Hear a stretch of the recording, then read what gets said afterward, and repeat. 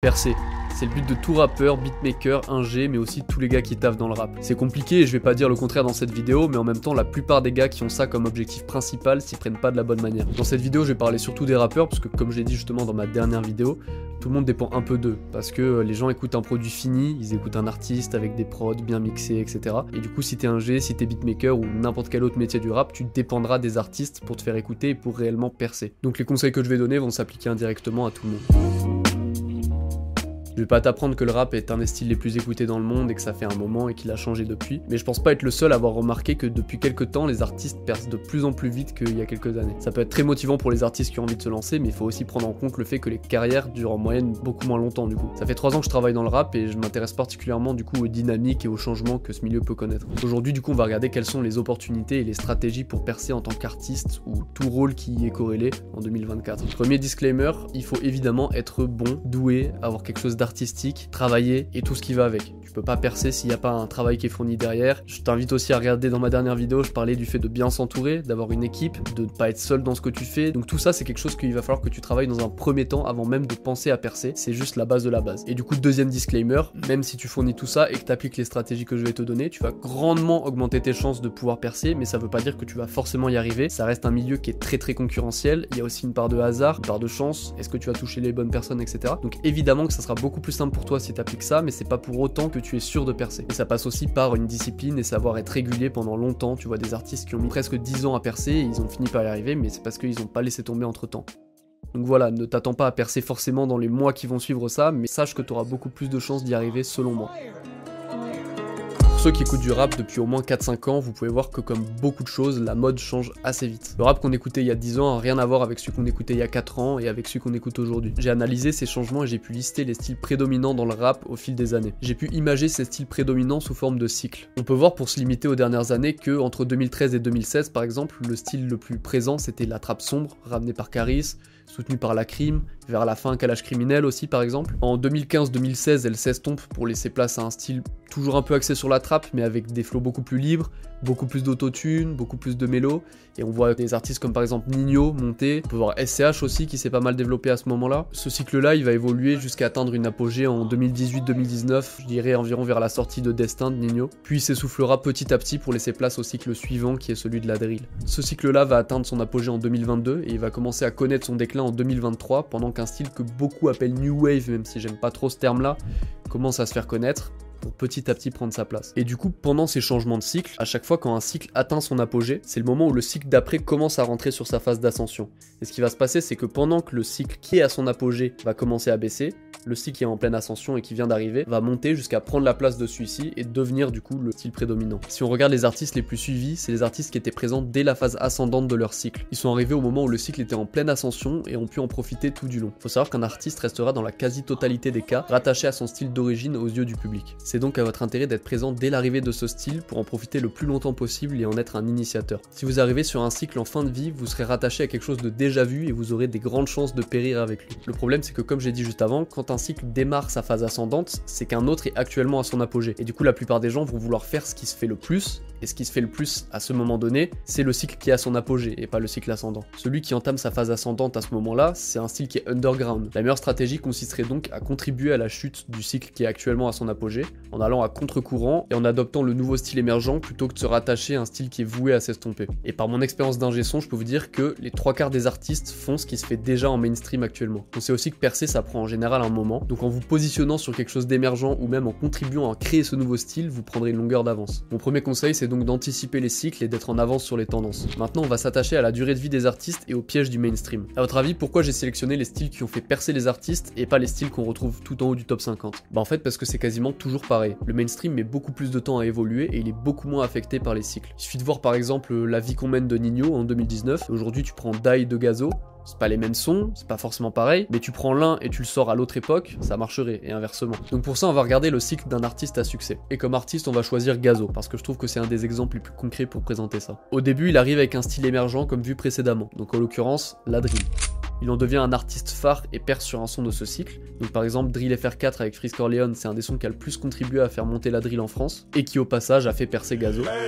Nouvelle lobo, tu peux piquer au bout. Aperçois qu'il y a des pics au bout. Demi-tour, slide.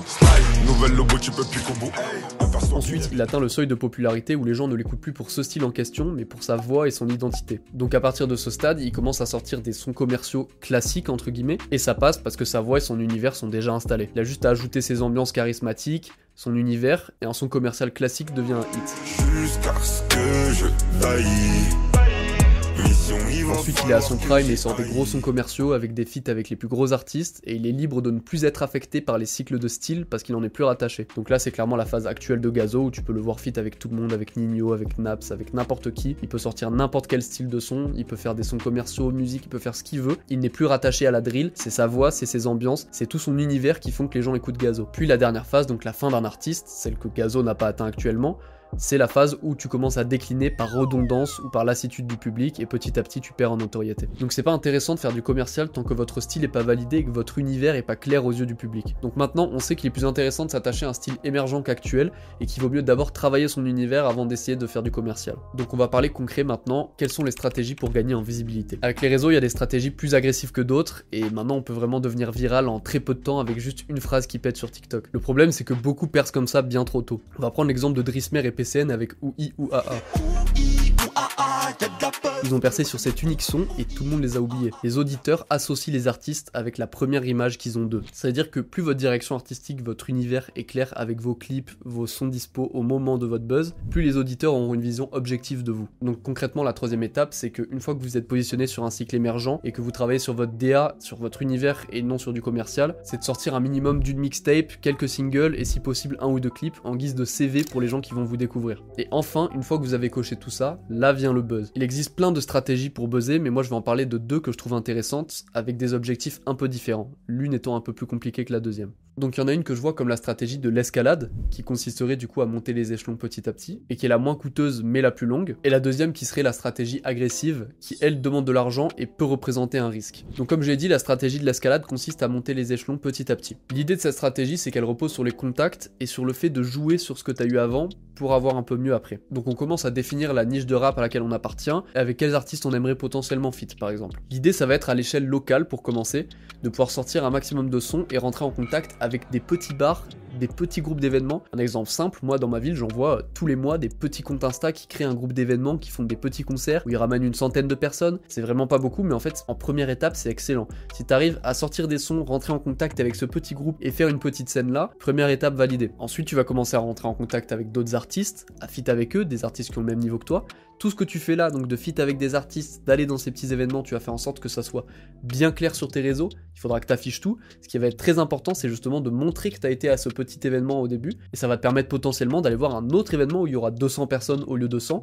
Leur montrer, regardez, j'ai fait ça. Et ça va être plus simple pour toi d'y accéder. Et ainsi de suite. Ensuite, tu iras voir quelque chose avec 400 personnes, avec 800 personnes. Tu vas monter petit à petit. Et tout ça à chaque fois en l'affichant sur tes réseaux sociaux, en regroupant les gens, en gagnant petit à petit en abonnés, en te créant une force locale dans ta ville que tu vas ensuite étendre plus loin. Et le but étant qu'au bout d'un moment, tu aies assez d'impact pour te permettre de contacter des médias rap, te faire partager par des médias. Et là, ça va être la même chose. Un petit média, puis un peu plus gros, puis un peu plus gros. Et ça va monter. Et puis au bout d'un moment, soit tu vas pouvoir continuer et percer seul, soit tu vas carrément pouvoir te faire repérer par un label si tu as envie de signer un label. Ensuite, la deuxième stratégie, elle est intéressante parce que c'est la stratégie agressive qui se base sur TikTok, mais sur tous les autres réseaux aussi, parce qu'en vrai, aujourd'hui, maintenant, tous les réseaux deviennent petit à petit comme TikTok. Donc c'est une stratégie agressive TikTok, mais qu'il va falloir faire subtilement. Cette stratégie que je vais te donner, elle a été utilisée par exemple par Menace Santana. Je spécule en disant que ça a été volontaire, mais moi je pense que ça a été volontaire, et si jamais ça l'a pas été, d'autres artistes l'ont fait volontairement, donc c'est quelque chose qui fonctionne. Donc ça consiste à créer une trend virale sur un extrait d'un son, dans le but de buzzer et de rebondir positivement dessus. Pour ça, il suffit de trouver un passage drôle ou intéressant dans un son, tu peux même avoir fait exprès de mettre un passage drôle dans tes sons dans le but de faire cette stratégie, et ensuite tu vas contacter plein de petits TikTokers en leur disant de faire un style de vidéo sur ce passage afin de créer une trend.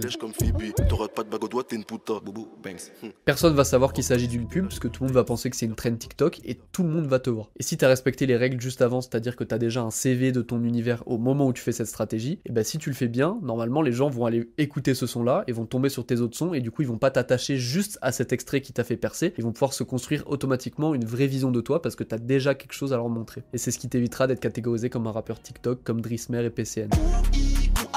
Voilà, donc je voulais parler de ça parce que je trouvais ça intéressant de réfléchir justement aux tendances qui se passent un peu dans le rap et aussi aux stratégies pour gagner en visibilité, parce que je sais que c'est quelque chose que tout le monde veut, de percer. Moi je pensais que c'était important de rappeler quand même que la priorité avant tout ça, c'est de d'abord construire son univers, d'avoir sa direction artistique, de bien s'entourer. Encore une fois, je t'invite à aller voir ma dernière vidéo, j'en parle, c'est quelque chose de très important. Je voulais pas en reparler dans cette vidéo puisque j'estime que j'en avais déjà beaucoup parlé la dernière fois, mais c'est quelque chose qui passe avant même de réfléchir à percer, et j'espère que la manière dont j'ai présenté ça permet de vous faire comprendre les priorités avant de chercher. J'ai voulu mettre les stratégies à la fin parce que je sais que ça ne sert à rien d'y réfléchir tant que tout ce qu'il y a avant n'est pas complété. Voilà, donc c'était ma vision sur le meilleur moyen de percer en 2024. En tout cas, c'est ce qui fonctionne aujourd'hui. Ça peut évoluer, ça évoluera sûrement d'ailleurs, mais pour l'instant, je pense que ça peut fonctionner. Voilà, donc si t'as d'autres questions, t'as envie de discuter avec moi ou quoi que ce soit, t'as mon Insta qui s'affiche quelque part, je sais pas encore où. Et sur ce, je te souhaite un bon grind. C'était le X.